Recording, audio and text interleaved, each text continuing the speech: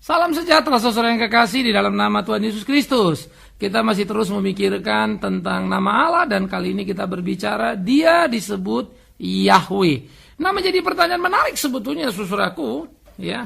Pemaknaan terhadap nama itu sendiri, hakikat itu seperti apa? Jadi ada 3 nama yang seringkali disebut di dalam Alkitab khususnya Perjanjian Lama, Elohim, Yahweh, dan Adonai. Nah, bagaimana bahasa Indonesia? Karena bahasa Indonesia cuma mengenal 2 istilah, Tuhan dan Allah. Nah, karena itu Alkitab untuk membedakan ya Tuhan, Allah atau Yahweh, Elohim dan Adonai 3 itu, maka dibuatlah begini. Kalau Elohim, hurufnya selalu Allah. Ya, A-nya kapital, lalu yang berikutnya kecil. Oke, huruf awal saja yang besar. Lihat misalnya Kejadian 1 ayat 1 begitu ya. Di situ dikatakan maka Elohim itu dan seterusnya. Lalu bentuk hurufnya itu menjadi huruf Allah biasa. Yang kedua, kalau dia disebut Yahweh, maka dia disebut Allah, pakai Allah ataupun pakai Tuhan, kapital semuanya. Jadi T-U-H-A-N-nya gede semua, A-L-L-A gede semua. Jadi huruf besar semua itu menunjuk kepada Yahweh. Ingat, ini untuk pemisahan. Yahweh, Elohim, Adonai yang harus ditampung dalam bahasa yang cuma menyebut 2, Tuhan dan Allah. Jadi kita juga harus mengerti, tidak semua bahasa bisa menampung bahasa yang lainnya. Ini juga menjadi kesulitan di dalam translator, kan begitu, penterjemahan ya. Nah, kalau Adonai memakai kata Tuhan, ya, jadi T-nya kapital. Jadi kalau Allah semuanya itu Elohim, tapi hanya huruf kapital, yang lainnya kecil. Tuhan, nah itu Adonai. Kalau Tuhan ataupun Allah huruf besar semua, itu Yahweh. Nanti ada digabungkan. Yahweh Elohim bisa, Yahweh Adonai bisa, atau sebaliknya. Ya. Nah, jadi kita mesti ngeliat dulu. Itu sebab bahasa Indonesia mempunyai 2 sebutan, Tuhan dan Allah, maka lihatlah huruf-hurufnya, kapan dia Tuhan, kapan Allah dipakai. Kalau Allah tadi ya, kapital A-nya yang gede, yang lainnya kecil, itu Elohim. Kalau Tuhan ya kapital huruf pertamanya kapital, besar, yang lainnya kecil, itu Adonai. Kalau Tuhan ataupun Allah, semuanya huruf besar, itu adalah Yahweh. Kan begitu ya. Nah, nama-nama Allah itu di dalam Alkitab, nama Yahweh ya, yang tadi kita sudah lihat di dalam Kejadian 2 ayat 4 itu kan muncul ya. Tuhan gitu kan. Akulah Tuhan ketika Tuhan Allah, ya, Tuhan itu sudah muncul jadi Yahweh-nya. Besar ya. Nah, Allah di situ Elohim. Ketika Yehova Elohim ya menjadikan bumi, itu maksudnya. Nah, sekarang kita lihat penggunaan atau pemakaian akar kata Yahweh itu sebetulnya apa? Akar kata Yahweh berarti berdaulat, terus-menerus menyatakan diri. Maka kemarin kan kita sudah dengarkan, aku adalah aku misalnya, itu dia berdaulat. Tapi bukan berarti nama Elohim tidak berdaulat. Tapi ada karakteristik. Karena Yahweh, Elohim, Adonai kan menunjuk satu pribadi yang sama. Tetapi kekarakteristikan nama, karena nama berarti pribadi yang hadir atau pribadi yang diungkapkan, itu menolong kita untuk memperkaya pemahaman kita akan Allah yang memang amat sangat itu. Gitu loh. Ya. Jadi sama dia, Allah yang baik, Allah yang ini, Allah yang itu. Kalau aku pakai ini artinya ini. Samalah kalau saya panggil istri saya namanya, lalu kemudian saya menikah, saya panggil dia nama baru, sayang, walaupun menjadi sebutan misalnya ya. Atau ada nama lain jadi nama di internal kita misalnya. Ya. Jadi udah tahu dia itu, kalau saya bilang sayang ya dialah itu. Pasti bukan pembantu itu kan, kira-kira begitu. Jadi jangan bilang kalau istriku bernama Greta lalu ku panggil sayang, dia bingung nggak ngelihat karena namanya bukan sayang, namanya Greta. Dia tahu yang saya sebut sayang sebagai orang yang saya sayang, pribadi yang saya sayang adalah dia. Jadi nggak usah pusing sebetulnya urusan-urusan begitu ya. Tetapi kalau di internal Yahudi yang saya bilang tadi lebih padat lagi kontennya dengan terminologinya ya, lebih teliti lagi kan gitu. Jadi akar katanya adalah berdaulat terus-menerus menyatakan diri. Arti katanya apa? Yang ada pada dirinya sendiri. Nah, arti yang ada pada diri sendiri adalah artinya dia ada karena dia ada. Tapi kita ada karena dia ada. Itu Yahweh. Aku adalah aku, berdaulat dia. Yang ada pada dirinya. Jadi kau tidak usah menanyakan aku karena aku ada, bukan karena kau. Sehingga perlu nama seperti si Bigman Sirait itu, sang yang diciptakan itu. Dia adalah dia. Ya, karena arti katanya yang ada pada dirinya sendiri, dia tidak bergantung kepada yang lainnya. Nanti Elohim kita akan menemukan arti katanya kan begitu ya, sebagai pencipta yang perkasa, tapi nanti itu berikutnya. ya, atau Adonai yang mulia atau Tuhan dari seorang hamba, begitu kan? Kenapa dipakai? Tadi kan kita sudah lihat bagaimana kemudian nama-nama itu menjadi sangat penting, ya. Nah, itu yang harus kita pahami bersama-sama. Nah, jadi saudara-saudara, kita melihat bagaimana nama-nama itu muncul menjadi nama yang disebutkan Sang Yahweh itu. Nah, bagaimana nama Tuhan Allah, Yahweh Elohim misalnya ya. Nah, kalau dipakai itu penggabungan, tadi kan kalau sendiri Yahweh itu yang ada pada dirinya, yang menyatakan janjinya, itu umumnya, begitu ya. Lalu kalau Elohim itu muncul lebih kepada dia yang mencipta, ya, sang pencipta. Maka kalau kita baca kitab pengkhotbah misalnya semua pakai kata Elohim, nggak pakai kata Yahweh. Ya, maka Allah semua Allah. Kenapa? Kitab pengkhotbah memang bersifat general kepada banyak orang diberikan. Allah sang pencipta itu lagi berbicara gitu ya. Tapi kalau Yahweh itu bersifat lebih personal, yang berjanji, yang menyatakan janji, yang membuat janji, yang mengikat janji, sang suci itu. Dia memilih umat pilihannya. Ya, sehingga itu bersifat lebih personal. Nah, karena itu seringkali bagi orang-orang Yahudi pun nama itu amat sangat dianggap sakral begitu. Ya, ketimbang Elohim atau Adonai, mereka lebih banyak pakai Elohim atau Adonai. Ya. Nah, itu Yahweh. Jadi ketika dikatakan Tuhan Allah, Yehovah Elohim misalnya, pertama kalau kita melihat itu menjadi hubungan Allah dan manusia yang diciptakannya. Ya. Jadi Allah yang ada pada dirinya, yang memilih umatnya, ya, itu Yahweh itu tadi, ya. Lalu Elohimnya sebagai sang pencipta yang menciptakan manusia. Sehingga kalau dikatakan Yehovah Elohim, banyak sekali berbicara hubungan Allah yang berjanji itu dengan manusia yang diciptakannya itu. Kan gitu. Nah, itu dipakai misalnya Kejadian 2, 7 sampai 15 itu muncul berulang kali. Ya, yang kedua, kalau kita melihat juga bagaimana nama itu dipakai sebagai otoritas Allah atas moral manusia. Disebutlah dia juga Yehovah Elohim. Jadi bukan cuma Yahweh toh, bukan cuma Elohim toh, gabung nama itu. Jangan lupa nama adalah hakikat diri tadi kan. Sehingga otoritas Allah atas moral manusia. Maka Keluaran 20 itu apa? Akulah Yehovah Elohim, bukan akulah Yehovah atau akulah Elohim. Dua nama muncul sekaligus. Nanti aku Yehovah Adonai, kan begitu. Nah, ini yang kita mesti ngelihat penempatan-penempatan itu, pemakaian itu. Sehingga bukannya Elohim lebih hebat dari Yahweh atau Yahweh lebih hebat dari Elohim. Tetapi secara pemaknaan nama, hakikat yang dihadirkan dari Yahweh, dia yang ada pada dirinya sendiri, adalah dia yang menyatakan janji dan memilih umatnya itu. Ya, kesakralannya terletak karena itu.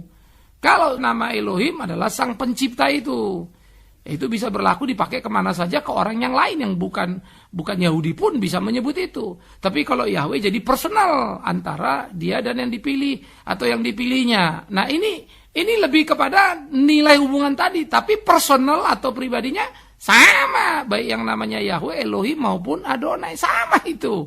Gitu ya. Jadi sekali lagi bukan Elohim atau Adonai itu sebagai Allah, nah Yahweh itu namanya, seperti Bikman Sirait sebagai manusia, namanya Bikman Sirait. Bumi langit bedanya. Ya, jadi bukan itu. Jadi pemakaian kata Yahweh, Elohim, Adonai lebih kepada pemakaian kehadiran dia yang dimaknai sebagai apa, kan begitu. Ya, nah jadi ini yang menjadi sangat menarik saudara yang kekasih. Sehingga memang penggabungan khususnya Yahweh Elohim itu yang paling strong, paling kuat banget begitu ya, untuk memberikan nilai-nilai yang lebih luar biasa. Sementara kalau Yehovah Adonai atau Adonai Yehovah itu lebih menunjukkan karakteristik ketuhanan, kemuliaan dari sang Yahweh itu atau sang Allah itu. Begitu, ya. Nah, nanti ada juga penggabungan Tuhan Allah, Adonai, pencipta, yang berarti Tuhan adalah yang mulia di atas segala ilah yang lain. Karena jangan lupa Adonai artinya ada kan tadi ya. Ya, jadi Tuhan atas hamba. Kalau Elohim itu adalah sang pencipta. Ya, sementara Yahweh itu adalah dia yang hadir pada dirinya. Kan begitu. Nah, jadi ketika pemakaian konteks perjanjian antara Allah dan umatnya, ya, maka dia yang memilih itu disebut Yahweh itu, dan ketika membuat janji dia selalu menyebut dirinya Yahweh Elohim, ya. Tidak dipakai Yahweh Adonai. Kita udah segera ngerti kalau kita belajar. Jadi nggak ada namanya Yahweh, dia hakikatnya Adonai atau Elohim. Bukan itu. 3 nama itu punya makna. Maka dipakai bergantian, digabungkan bergantian. Nah inilah yang perlu untuk kita sadari bersama-sama ketika kita belajar memakai atau memahami nama-nama itu. Ya. Jadi dia disebut Yehova, Elohim, Adonai. 3 nama yang dipakai menyebutkan diri Allah adalah kepada pribadi yang satu. Ya, ingat. Jadi bukan hakikat dirinya Adonai atau Elohim, namanya Yahweh. Dia tidak sama dengan Bikman Sirait, manusia yang bernama Bikman Sirait. Oke. Nah, nama manusia pertama Adam artinya apa? Manusia itu, ya manusia itu Adam gitu loh. Nah itulah yang paling gampang. Nah kalau makin banyak manusia maka banyaklah namanya. Emangnya Allah saudara banyak sehingga namanya perlu hati-hati? Kan tidak. Oh ada Allah lain, itu ilah bukan Tuhan. Masa kau levelkan, kau samakan Tuhanmu dengan berhala? Kan tidak, kan begitu ya. Jadi ini penempatan diri kita harus hati-hati. Sama seperti Paulus berkata dalam 1 Korintus 8 kan. Tidak ada makanan berhala. Kita yang sering-sering bilang makanan berhala. Makanan semua milik Allah, cuma diaku-aku oleh si berhala. Celakanya orang Kristen agree. Seakan-akan ada makanan berasal dari berhala. Berarti kau hina Tuhanmu sebagai sumber satu-satunya. Nah, ini ada hal-hal legalitas yang perlu untuk kita perhatikan. Ketelitian, keakuratan Alkitab itu amat sangat mengagumkan. Ya, jadi kita mesti masuk kepada cara berpikir Alkitab itu. Itu luar biasa setengah mati ya. Nah jadi saudara-saudara, penyebutan nama Yahweh, Elohim, Adonai sudah jelas ya. Nanti kita akan ulang lagi. Dan penggabungan nama sangat berkaitan dengan apa yang sedang digarap atau apa yang sedang dikerjakan. Itu yang menjadi perlu untuk kita lihat bersama-sama ya. Nah, sekarang kalau kita melihat saudara yang kekasih, bagaimana kemudian nama-nama itu disebutkan ya, atau apa yang kita pakai untuk menyebut nama dia. Ini kan jadi perlu. Ya, maka nama yang dikenal tadi Yahweh atau Adonai atau Elohim sangat berkaitan tadi kita bilang dengan pemakaian terhadap konteks apa. Nah, gitu ya. Terhadap konteks apa itu perlu sekali untuk kita lihat. Jadi sehingga dengan pemakaian nama saja pun kalau kita teliti, ya kuping kita ini misalnya kuping orang Yahudi, otak orang Yahudi, begitu nama itu dipakai kita tahu ini dalam konteks ini, dipakai ini konteks ini, dipakai ini konteks ini. Ya Simon dikenal sebagai nama keluarga itu. Kalau Simon ada pasti family yang dekat itu. Begitu Petrus sudah rohani arti itu kan begitu ya. Udah klik itu langsung begitu ya. Jadi kita tahu ya. Jadi sebutan nama-nama sayang atau apa di internal hubungan dua orang yang bersifat sangat dekat kan begitu ya. Nah jadi di dalam bagian-bagian seperti inilah ya pemakaiannya Yehova Elohim itu banyak sekali di dalam bobot janji, menyatakan diri, pengaturan relasi Allah dan manusia, ya Allah yang menyelamatkan dan seterusnya. Itu muncul selalu ya Yahweh Elohim ya. Tapi kalau nanti Adonai Yahweh itu lebih karakteristik bahwa dia sang Yahweh itu adalah Tuhan gitu kan. Jadi nama itu menunjukkan, padahal kita juga tahu Yahweh itu kan Allah, ya Tuhan lah otomatis ya. Masa hamba kan gitu kan. Tetapi penekanan nama itu di situ, itu maknanya. Jadi kita perlu untuk mengerti itu dengan baik-baik. Sehingga lagi-lagi penggabungan nama-nama Allah adalah penekanan karakteristik sifat Allah. Ya. Nama yang ditaruh di depan itu menunjukkan dia itu siapa. Ya. Dan bukan pengurangan apalagi peniadaan nama yang lain di belakang. Misalnya Yehova Elohim. Elohimnya jadi nggak ada arti. Atau Elohim Yehova. Yehova jadi nggak ada arti. Bukan. Ya, tapi karakteristik mana yang mau ditekankan? Yehovanya, Yahwehnya, atau Elohimnya. Begitu saudara. Jadi itu kadang-kadang bolak-balik. Ini yang menarik ya. Ini yang luar biasa. Jadi ada yang harus penting diingat. Allah adalah Allah yang berdaulat pada dirinya. Jadi Allah tidak bergantung pada nama sebagai identitasnya. Seperti Bikman Sirait perlu. Karena nanti menyangkut laporan pajak, KTP, dan seterusnya. Tolong, jangan Tuhan dikurung dalam sistem kita. Kan begitu. Ya, jadi kita harus pahami itu. Apalagi kalau kita bikin contoh, nama nanti salah disebut dan seterusnya. Waduh gawat lah. Kalau sampai Tuhan bergantung kepada itu ya. Dia Tuhan lebih dari itu. Nah, yang berikut. Kita akan menyebut misalnya di Alkitab, nama Yehova itu sendiri banyak sekali dipakai nama Yahweh itu ya. Disebut juga ya, ada yang sebut kita sebut Yahweh, YHWH sebetulnya ditambah AE. ya, atau Yehova kita juga biasa menyapanya begitu ya. Nah, kalau Yehova Roy misalnya ada. Jadi Yehova Roy itu adalah Allah yang pemelihara. Nah, jadi kata Allah ditaruh di situ, Sang Yahweh yang memelihara. Emang Adonai enggak? Adonai juga memelihara gitu loh. Nanti kita akan lihat lagi konteksnya. Tapi Adonai sebagai pencipta yang memelihara, Yehova sebagai yang berjanji yang ada pada dirinya yang berdaulat itu. Ternyata memelihara juga loh, jadi bukan sekedar daulatnya saja. Itu menjadi kedekatan kita. Jadi dia memelihara kita tapi jangan kurang ajar karena dia ada pada dirinya. Gitu loh. Tapi yang ada pada dirinya itu yang transenden itu, dia nggak jauh-jauh begitu amat. Dia memelihara kita, hadir hidup kita. Itulah arti nama. Yehova Jireh, Allah penyedia, Yehova Shalom gitu kan. Allah sumber damai. Ya, Yehova Rope, Allah sang penyembuh. Ya, ada Yehova Sitkenu, Allah kebenaran. Yehova Nisi, Allah panji-panjiku. Ya. Kemudian ada Yehova Samah, ya. Allah yang hadir. Ada juga Yehova Mekadishkem, Allah yang menguduskan. Nah, udah menarik saudara. Jadi kalau kita melihat di dalam penyebutan nama-nama itu sedemikian rupa yang berkaitan dengan Allah, banyak sekali bukan? Tapi nanti juga ada nama El atau Elohim dikaitkan juga dengan nama-nama berikutnya. Apa nanti kita akan bicarakan. Ya. Nah, jadi yang menjadi perlu untuk kita pahami di dalam bagian ini, ya, bahwa dia Tuhan itu, Tuhan kita yang dipanggil dengan nama Elohim, dengan nama Yahweh, dengan nama Adonai, harus kita pahami sebagai Tuhan yang hidup. Alkitab sendiri ya mengatakan di dalam pasal yang pertama, ayat yang pertama, kalau kita melihat Kejadian 1 misalnya ya, pemakaian kata itu ya dimulai dengan pemakaian Elohim, baru kemudian muncul kata Yahweh. Ya, nanti baru berikutnya lagi Adonai. Nah, jadi progresnya saja pun sudah menunjukkan hakikat diri dia. Karena pertama kan mau ngomong ciptaan, kan gitu kan? Ya, lalu dia mencipta ini mau buat apa nih, kan begitu? Ada personal relationship, makin berkembang. Tetapi 3 sebutan Elohim, Yehova, Adonai mengacu kepada satu pribadi Allah. Jadi bukan Adonai Elohim bernama Yahweh, enggak ada Alkitab begitu. Karena itulah seringkali penggabungan itu muncul pada dirinya, ya. Dan karena itu seperti yang sudah kita bahas sebelumnya di dalam Keluaran 3:13 sampai 14. Siapakah namamu kalau ditanya? Namaku adalah aku. Ingat itu ya. Kok namanya aku adalah aku? Lah itulah dia. Karena nama dia tidak seperti yang kita pikirkan. Harus disebut Yahweh. Padahal apalah susahnya Tuhan bilang sama si Musa. Kalau ditanya namaku Yahweh. Kasih tahu itu. Satu-satunya nama. Kan jadi selesai. Tapi memang bukan itu maksudnya. Kita yang membuat itu menjadi seperti itu. Nah, mari kita kembali pada hakikat kebenaran itu dengan utuh. Dengan membaca seluruh Alkitab. Bagian-bagiannya dengan clear. Sejarahnya, historikalnya dari Kejadian 1. Munculnya nama ini. Ya, dimulai dengan Elohim, baru kemudian datang Yahweh, baru kemudian datang Adonai.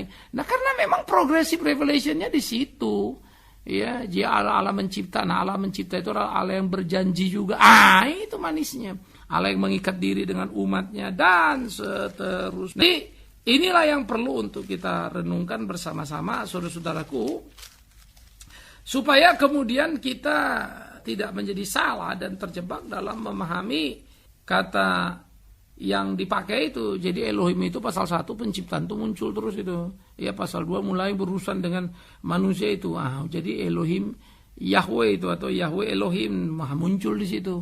Lalu nanti selanjutnya kan begitu. Jadi kalau kita ngeliat progresnya kalau kita teliti dari Kejadian 1, 2 pasal terus baca atau ya clear banget, amat sangat jelas. Tapi kalau kita sudah melompat, ECGC, pikiran-pikiran kita masukkan ke Alkitab, itu jadi repot. Tapi kalau exegese, mengeluarkan apa yang dipesankan Alkitab, jadi kita dengerin tuh Alkitab ngomong apa, nggak ada masalah.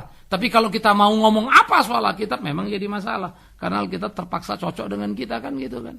Tuhan kita cocok-cocokkan dengan diri kita, padahal dia Tuhan tidak terbatas, dia pencipta. Nah, kita terbatas ya. Jadi nama Yehova banyak dipakai, Yehova Roy tadi, Yehova Jireh, Yehova Shalom, Yehova Rope gitu kan, Yehova Sikenu, Yehova Nisi, Yehova Samah gitu ya, Yehova Mekadism ya. Nah ini banyak, nanti L juga banyak ya. Ada El Shaddai, El Elyon dan seterusnya. Nah, itu akan kita bicarakan berikut. Tetapi yang menjadi penting saudara-saudaraku, bahwa pemakaian seluruh nama-nama itu yang disebutkan di dalam Alkitab menolong kita untuk mengenal Tuhan kita dengan utuh, dengan dekat. Ya, ingat tadi ya kalau saya bilang dia Yehova itu suci begitu kan, sampai orang Israel kadang-kadang waduh mau nyebut nama itu, memakai nama itu sakut gitu ya. Mereka lebih sering memakai nama yang Elohim. Nah, tetapi Yehova yang terasa luar biasa besar hebat itu ternyata adalah Yehova yang pemelihara, Yehova sumber damai. Berapa dekatnya kan gitu kan? Itulah manisnya nama. Lagi-lagi ingat itu. Itulah manisnya nama. Waduh, indah ya. Nah, jadi kalau kita memahami pemaknaan nama seperti gitu di dalam terminologi Israel, menyenangkan sekali saudara-saudara. Semua akan jelas dan tuntas. Biarlah Tuhan menolong kita, Tuhan memimpin kita untuk mengerti semuanya itu dengan utuh. Amin, saudara-saudaraku. Mari kita berdoa. Kami bersyukur, kami berterima kasih ya Tuhan untuk cinta kasih-Mu dalam hidup kami. Kami bersyukur, kami berterima kasih karena Tuhan yang memelihara kami di dalam hari-hari kami. Dan biarlah Tuhan ya yang menguatkan kami, meneguhkan kami supaya hidup kami berkenan kepadamu.